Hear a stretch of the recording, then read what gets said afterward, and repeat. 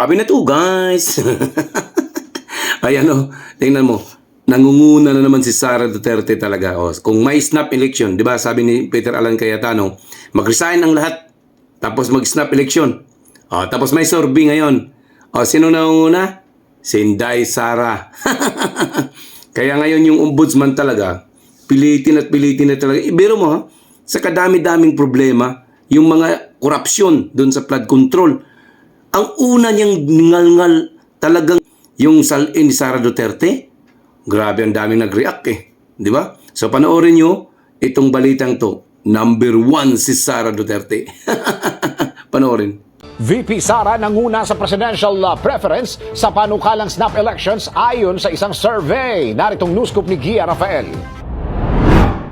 Nangunguna si Vice President Sara Duterte bilang presidential contender sakaling magsagawa ng snap elections. Ito'y matapos imungkahi ni Senador Alan Peter Cayetano na magsagawa ng snap elections upang maibalik ang tiwala ng publiko kung saan hindi maaring tumakbo sa pwesto ang mga kasalukuyang opisyal ng pamahalaan. Batay sa pinakahuling survey ng Tanghere, nakakuha ng 43% ng voters preference si VP Sara na sinundan ni dating Vice President Leni Robredo na nakakuha ng 23%.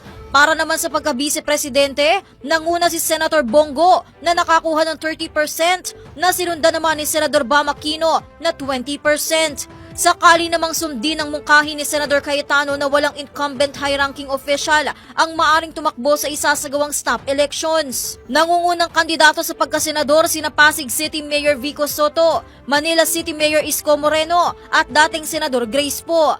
Gayun din sina Davao City Acting Mayor Baste Duterte, Representative Paulo Duterte at media personality na si Ben B. Tagtulfo. Isinagawa ang survey sa pamagitan ng mobile-based respondent platform na nilahukan ng 1,500 participants sa buong bansa.